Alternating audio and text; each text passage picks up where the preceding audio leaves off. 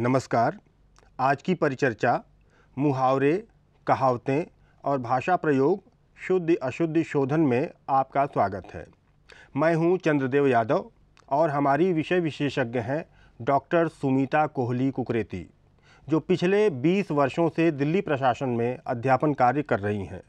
वे पत्र पत्रिकाओं में समसामयिक विषयों पर लिखती रही हैं। आज के प्रकरण में हम जिन बिंदुओं पर चर्चा करेंगे वे इस प्रकार हैं: मुहावरों का विकास, मुहावरे और लोकोक्तियाँ, भाषा के प्राण तत्व, भाषा की संपन्नता की पहचान, मुहावरे तथा लोकोक्तियाँ, लोकोक्ति का उद्भव और विकास, साहित्य में लोकोक्तियों का महत्व, लोकोक्तियों के रूप, लोकोक्ति में लक्ष्यार्थ एवं व्यंजनार्थ, लोकोक्ति की उपयोगिता, भाषा मनुष्य की अभिव्यक्ति का माध्यम, भाषा वक्ता श्रोता की देन, भाषा एक व्यवस्था है, अशुद्धियों के कारण और शब्दों की कुछ सामान्य अशुद्धियाँ।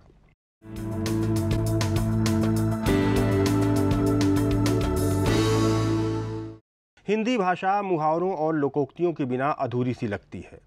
वास्तव में मुहावरे और कहावतें भाषा और शैली में निखार लाने का कार्य करते हैं। डॉक्टर राम प्रकाश के अनुसार मुहावरा मूलतः एक अरबी शब्द है जिसका अभिप्राय है निरंतर अभ्यास द्वारा रूढ़ हो चुकी कथन शैली। प्रायः किसी वक्ता की बातें सुनकर हम कह देते हैं यह तो उसका मुहावरा बन चुका है। लोक व्यवहार में मुहावरा का अर्थ है मुंह पर चढ़ा हुआ, अर्थात बोलने की एक विशेष शैली या आदत में ढला हुआ भाषिक प्रयोग। इसीलिए 20वीं शताब्दी के शुरू में हिंदी के भाषा शास्त्रियों ने अरबी शब्द मुहावरा के लिए हिंदी प्रयोग वाग्धारा का प्रयोग किया, परंतु साधारण लोगों में वाग्धारा की अपेक्षा मुहावरा शब्द ही प्रचलित होने के कारण व्याकरण और साहित्य में भी इसी शब्द का प्रयोग मान्य है।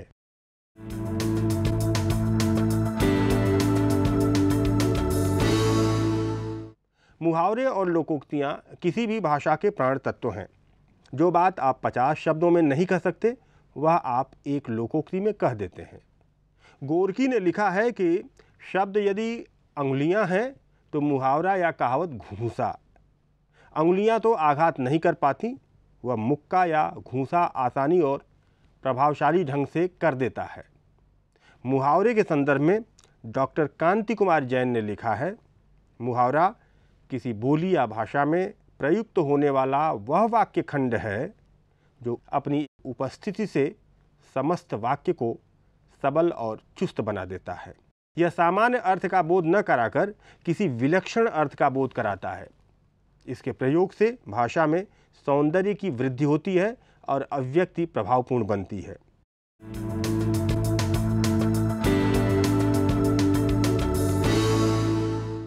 किसी भाषा की संपन्नता की पहचान उसमें प्रयुक्त मुहावरे तथा लोकोक्तियाँ हैं। डॉक्टर मुकेश अग्रवाल का निष्कर्ष है, इन्हें भाषा रूपी सीप के मोती कहा जा सकता है।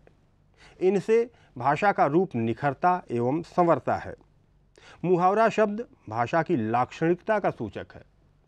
मानक हिंदी कोश में लिखा है, वह शब्द वाक्य या वाक्यांश जो अपने अभिधार्थ से भिन्न किसी और अर्थ में रूढ़ हो गया है। यह और अर्थ लाक्षणिक अर्थ की ओर संकेत करता है। बद्रीनाथ कपूर मुहावरा की विशेषताएं इस प्रकार उल्लिखित करते हैं। पहला, मुहावरा कोरा शब्द समूह नहीं होता, वह अर्थ की दृष्टि से सशक्त इकाई होता है। दूसरा, इसमें बात बढ़ा चढ़ाकर कही जाती है। इसका अभिधेयार्थ अटपटा सा लगता है तथा यह सामान्य व्याकरणिक नियमों से हटकर बनती है। कुछ मुहावरों पर नज़र डालते हैं। 1. अंक में भरना यानी गले लगाना। वाक्य बनेगा, रमेश को रोते देख माँ ने उसे अपने अंक में भर लिया। 2. अपना उल्लू सीधा करना, मतलब है स्वार्थ साधना। वाक्य बनेगा, वह अपना उल्लू सीधा करने के लिए मीठी मीठी बातें कर रहा है। 3. इज्जत मिट्टी में मिलाना यानी सम्मान नष्ट होना। इसका वाक्य बनेगा, जुआरी बेटे ने पूरे परिवार की इज्जत मिट्टी में मिला दी। चौथा, उंगली पर नचाना, इसका अर्थ है वश में रखना।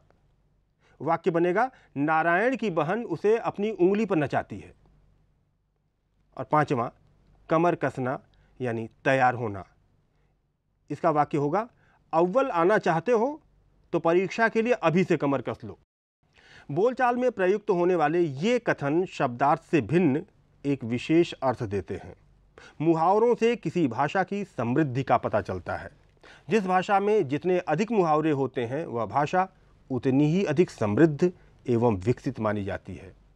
उदाहरण के लिए, गड़े मुर्दे उखाड़ना मुहावरे से यह पता चलता है कि हमारे देश में ऐसे लोग भी हैं जो शव को जलाते नहीं अपितु जमीन में गाड़ते या दफनाते हैं।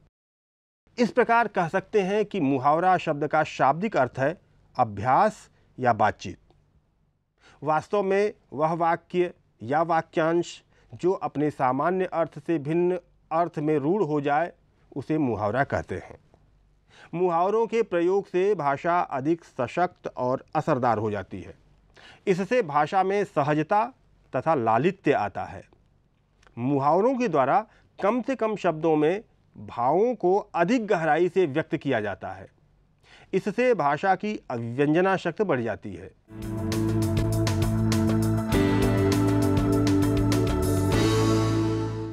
लोकोक्ति लोक में उत्पन्न और विकसित होती है। कई महान कवियों की पंक्तियां भी लोकोक्तियों के रूप में प्रचलित हो जाती हैं। लोकोक्ति एक ऐसा योग रूढ़ शब्द है जो कुछ विशेष प्रकार के उपदेशात्मक, नीतिपरक और अनुभव सिद्ध कथनों के लिए प्रयुक्त होता है। इस दृष्टि से लोकोक्ति का अभिप्राय वह लोक प्रचलित वाक्य जो किसी विशेष कथन का समर्थन करने के लिए अनुभव सिद्ध तथ्य अथवा दृष्टांत के रूप में रूढ़ हो चुका हो। इसके आधार पर लोकोक्ति के स्वरूप की चार आधारभूत बातें उभरकर सामने आती हैं। पहला, लोकोक्ति एक लोक प्रचलित वाक्य है। दूसरा, वह किसी अन्य कथन के समर्थन यानी उसकी पुष्टि करने के लिए प्रयुक्त होती है। तीसरा, वह किसी अनुभव सिद्ध तथ्य या दृष्टांत पर आधारित होती है। और चौथा, वह अपने विशेष अर्थ में रूढ़ हो चुकी होती है। लोकोक्ति के उपर्युक्त लक्षणों को एक उदाहरण द्वारा भली भांति स्पष्ट किया जा सकता है।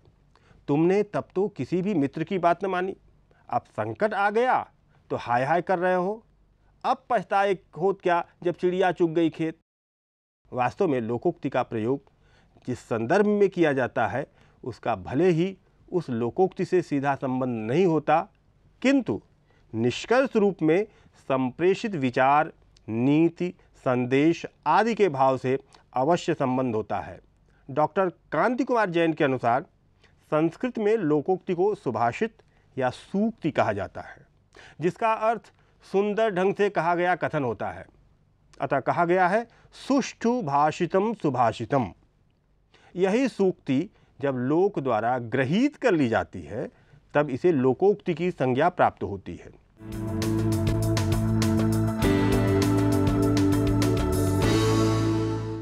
साहित्य में लोकोक्तियों का विशेष महत्व है।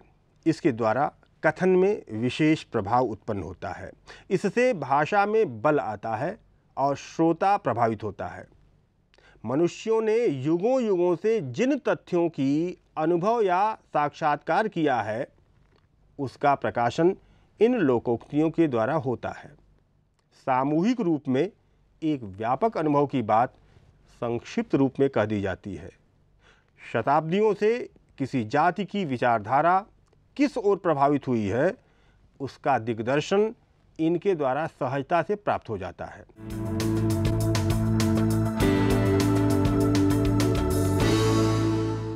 लोकोक्ति गद्य और पद्य दोनों में होती है, परंतु पद्यात्मक लोकोक्तियों को याद करने में सुगमता होती है।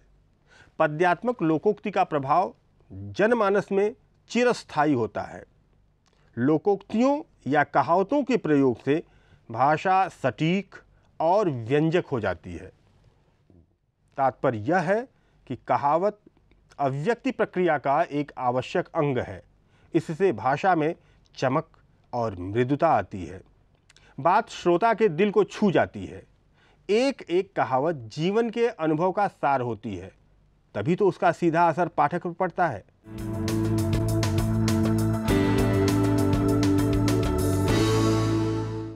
लोकोक्ति अथवा कहावत में भी मुहावरे की तरह लक्ष्यार्थ या व्यंजनार्थ की प्रधानता होती है। डॉक्टर भोलानाथ तिवारी के अनुसार विभिन्न प्रकार के अनुभवों पर पौराणिक तथा ऐतिहासिक व्यक्तियों एवं कथाओं, प्राकृतिक नियमों एवं लोक विश्वासों आदि पर आधारित सारगर्भित, सजीव, संक्षिप्त, लोक प्रचलित ऐसी उक्तियों को लोकोक्ति कहते हैं, जिनका प्रयोग बात की पुष्टि या विरोध, सीख तथा भविष्य कथन आदि के लिए किया जाता है। लोकोक्ति अपने भीतर लोक जीवन के अनुभव समेटे होती है। इसे लोक जीवन का नीति शास्त्र भी कहा जाता है। लोकोक्ति की विशेषताएं इस प्रकार हैं। पहला, स्वतः पूर्णता। लोकोक्ति स्वयं में पूर्ण होती है। इसका अर्थ जानने के लिए इसे वाक्य में प्रयुक्त करना आवश्यक नहीं होता। दूसरा, लोकोक्ति में प्रयुक्त शब्दों में किसी प्रकार का परिवर्तन नहीं किया जाता। तीसरा, लोकोक्ति में अभिधार्थ के स्थान पर लक्ष्यार्थ तथा व्यंग्यार्थ ही ग्रहण किया जाता है। चौथा, लोकोक्तियों में जीवन के अनुभवों का निचोड़ होता है, इसीलिए लोग उसे महत्वपूर्ण प्रसंगों में उद्धृत करते हैं। पांचवा, लोकोक्ति का लक्ष्य व्यक्ति को सही मार्ग दिखलाना होता है, इसीलिए वह प्रायः उपदेशात्मक होती है। लोकोक्ति की उपयोगिता। लोकोक्ति पूर्ण वाक्य के समान प्रयुक्त होती है। इनसे सामान्य अर्थ से भिन्न चमत्कारिक अर्थ और प्रभावोत्पादक अर्थ की अभिव्यक्ति होती है। यह समाज की लोक चेतना होती है। जैसे यदि कहा जाए कि परिश्रम करने पर थोड़ा फल मिला, तो बात में कम प्रभाव दिखाई देता है। इसे अगर इस तरह से कहा जाए कि खोदा पहाड़ निकली चूहिया, तो बात असरदार हो जाती है।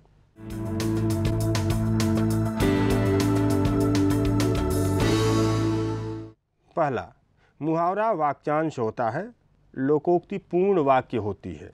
दूसरा, मुहावरे में रूढ़ अर्थ होता है, लोकोक्ति में लोक अनुभव से युक्त उक्ति होती है। तीसरा, मुहावरों में व्याकरणिक कोटि के अनुसार परिवर्तन होता है और लोकोक्ति पूर्ण इकाई होने के कारण परिवर्तित नहीं होती। चौथा, मुहावरा वाक्य में चमत्कार उत्पन्न कर किसी बात का समर्थन अथवा विरोध करता है और उसे प्रभावी बनाता है। लोकोक्ति खंडन के लिए इस्तेमाल की जाती है। पांचवा, मुहावरा वाक्य में कहीं भी प्रयुक्त किया जा सकता है। लोकोक्ति वाक्य के अंत में प्रयुक्त होती है। छठवां, मुहावरा अपना शाब्दिक अर्थ छोड़कर नया अर्थ प्रदान करता है। लोकोक्ति का कोशगत अर्थ यथावत रहता है तथा वह विशेष अर्थ भी प्रदान करती है। सातवां, मुहावरों का वचन, लिंग, क्रिया, रूप, कारक आदि बदल जाता है। लोकोक्ति स्वयं एक स्वतंत्र वाक्य होती है, इसलिए वाक्य में प्रयुक्त होने पर भी उसमें कोई परिवर्तन नहीं होता। आठवां, मुहावरे के अंत में क्रियापद का होना आवश्यक है। लोकोक्ति में यह आवश्यक नहीं है।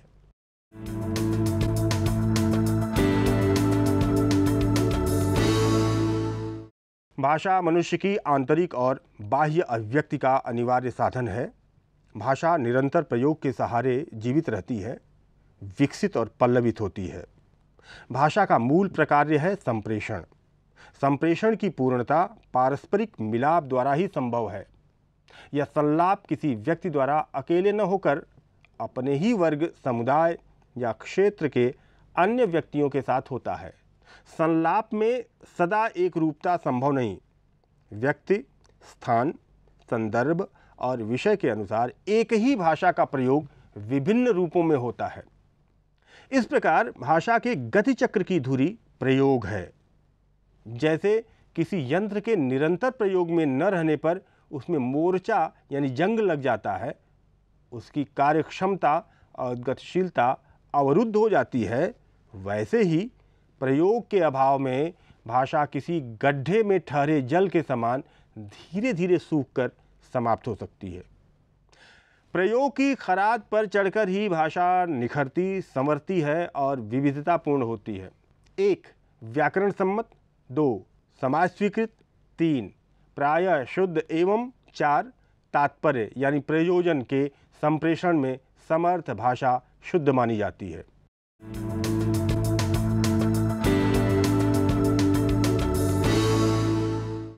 सीखने और उसे व्यवहार में लाने वाले बहुत से वक्ताओं और लेखकों से भी भाषिक नियमों एवं उसके शुद्ध प्रयोगों का उल्लंघन हो जाता है।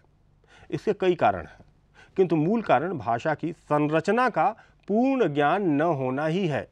इस भाषिक संरचना का पूर्ण ज्ञान न होने के लिए सामाजिक वातावरण, विभिन्न बोलियों का प्रभाव तथा बहुभाषिक परिवेश जिम्मेदार हैं।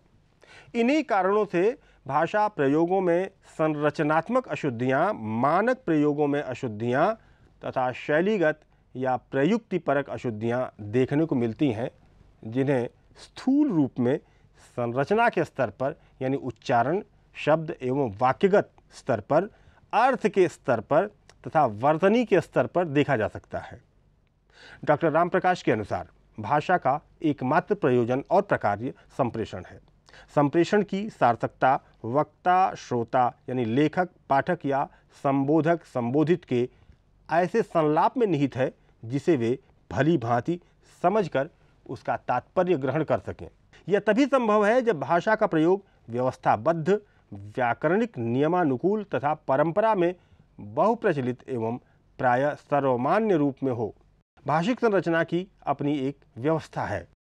बालक, टूटना, का, रोना, का, खिलौना आदि शब्दों के उच्चारण या इन्हें लिपिबद्ध कर देने मात्र से इनके प्रयोग का प्रयोजन यानी तात्पर्य या अर्थ संप्रेषण पूर्ण नहीं हो पाएगा, क्योंकि इन भाषिक ध्वनियों अथवा उनसे संरचित शब्दों में संरचनात्मक व्यवस्था का अभाव है। खिलौने टूट जाने के कारण बालक रोने लगा। प्रयोग इसीलिए स्वीकार्य या शुद्ध है क्योंकि इसमें भाषिक संरचना व्यवस्था का निर्वाह सही रूप में हुआ है। इन्हीं शब्दों के आधार पर की गई निम्नलिखित प्रकार की वाक्य संरचना में भी अशुद्धियां हैं। क, बालक टूटने के कारण खिलौना रोने लगा। शब्द सह प्रयोग की असंगति इसमें है। ख, बालक टूटने लगा रोने कारण के खिलौने, इसमें वाक्य संरचना की व्याकरणिक व्यवस्था का क्रमभंग है। ग, खिलौना टूटने के कारण बालक रोने लगा, इसमें वर्तनी संबंधी त्रुटियां हैं।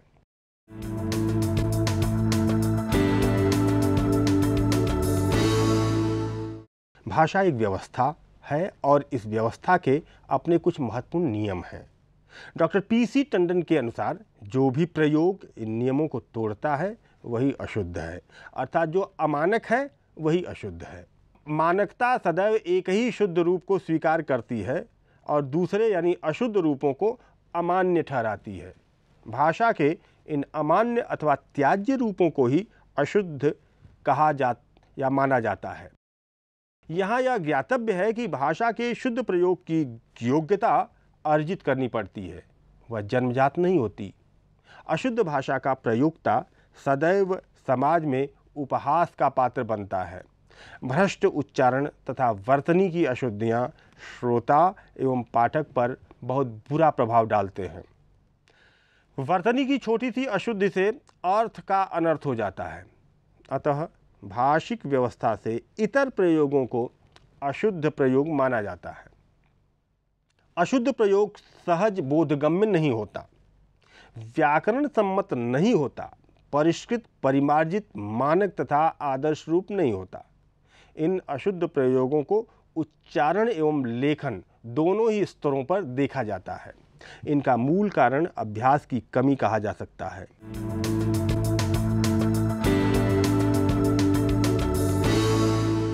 भाषा के अशुद्ध और असामान्य प्रयोग कई कारणों से होते हैं।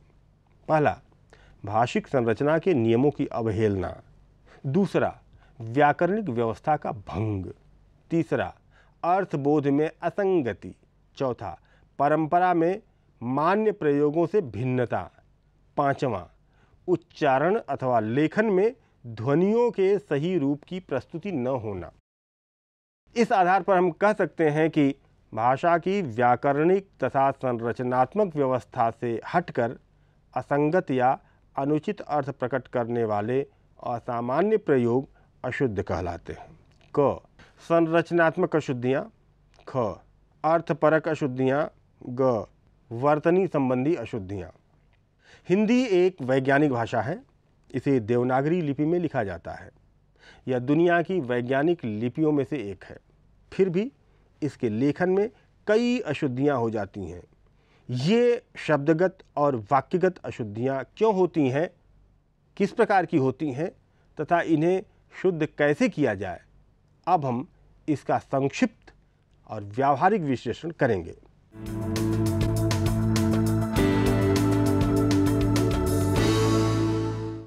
पहला, लिंग संबंधी अशुद्धियाँ। अशुद्ध वाक्य है उसकी माताजी आगरा गए हैं। शुद्ध वाक्य है उसकी माताजी आगरा गई हैं। अशुद्ध वाक्य धूप निकल आया है। शुद्ध वाक्य धूप निकल आई है। अशुद्ध वाक्य है आपका स्वास्थ्य कैसी है। शुद्ध वाक्य आपका स्वास्थ्य कैसा है। दूसरा, वचन संबंधी अशुद्धियाँ। अशुद्ध वाक्य उसका प्राण निकल गया। शुद्ध वाक्य उसके प्राण निकल गए। अशुद्ध वाक्य वहाँ अनेकों लोग थे। शुद्ध वाक्य होगा वहाँ अनेक लोग थे। अशुद्ध वाक्य मुझे 10 रुपया दो। शुद्ध वाक्य मुझे 10 रुपये दो। तीसरा, कारक संबंधी अशुद्धियाँ।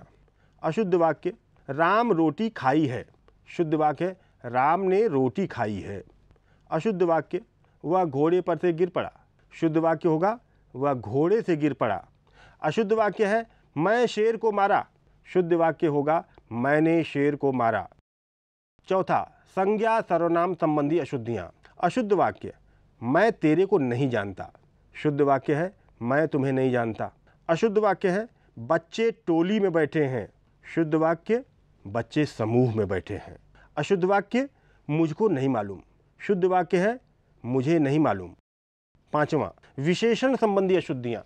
अशुद्ध वाक्य है मुझे काला साड़ी दीजिए। शुद्ध वाक्य है मुझे काली साड़ी दीजिए। अशुद्ध वाक्य है राधा को नया पुस्तक चाहिए। शुद्ध वाक्य है राधा को नई पुस्तक चाहिए। अशुद्ध वाक्य श्याम 2 किलो दूध लाया। शुद्ध वाक्य है श्याम 2 लीटर दूध लाया। छठवां, क्रिया संबंधी अशुद्धियाँ। अशुद्ध वाक्य कृपया खाना खा लो। शुद्ध वाक्य है कृपया खाना खा लीजिए। अशुद्ध वाक्य है वह दर्शन देखने आया था। शुद्ध वाक्य है वह दर्शन करने आया था। अशुद्ध वाक्य उसके मुंह से फूल गिरते हैं। शुद्ध वाक्य है उसके मुंह से फूल झरते हैं। सातवां, क्रिया विशेषण संबंधी अशुद्धियाँ। अशुद्ध वाक्य है वह एकदम गिर गया। शुद्ध वाक्य होगा वह अचानक गिर गया। अशुद्ध वाक्य है यहाँ पर नहीं बैठो। शुद्ध वाक्य है यहाँ मत बैठो। अशुद्ध वाक्य मेरे पास केवल नाम मात्र के रुपए हैं। शुद्ध वाक्य है मेरे पास नाम मात्र रुपए हैं। आठवां, अधिक पद संबंधी अशुद्धियाँ। अशुद्ध वाक्य है माताजी वापस लौट आई हैं। शुद्ध वाक्य है माताजी लौट आई हैं। अशुद्ध वाक्य कृपया मेरे घर आने की कृपा करें। शुद्ध वाक्य है मेरे घर आने की कृपा करें। नवां, पदक्रम संबंधी अशुद्धियाँ। अशुद्ध वाक्य वह पागल आदमी हो गया है। शुद्ध वाक्य है वह आदमी पागल हो गया है। अशुद्ध वाक्य बच्चे को काट कर सेब खिलाओ। शुद्ध वाक्य होगा बच्चे को सेब काट कर खिलाओ। 10वां, अन्य अशुद्धियाँ। अशुद्ध वाक्य उसे भारी दुख हुआ। शुद्ध वाक्य है उसे बहुत दुख हुआ। अशुद्ध वाक्य है हम आपसे कुछ कहे थे। शुद्ध वाक्य है मैंने आपसे कुछ कहा था। अशुद्ध वाक्य मुझको घबरा गया। शुद्ध वाक्य मैं घबरा गया। विशेष, हिंदी भाषा में वाक्य रचना करते समय शब्दों को एक विशिष्ट क्रम में रखा जाता है। इसमें सबसे पहले कर्ता, उसके बाद कर्म और अंत में क्रिया आती है। जैसे राम ने आम खाया। शब्द क्रम टूटने पर वाक्य में अशुद्धि आती है। हिंदी भाषा में वाक्य रचना में लिंग, वचन, काल, कारक आदि का विशेष ध्यान रखा जाता है। शुद्ध लेखन के लिए शुद्ध उच्चारण आवश्यक है।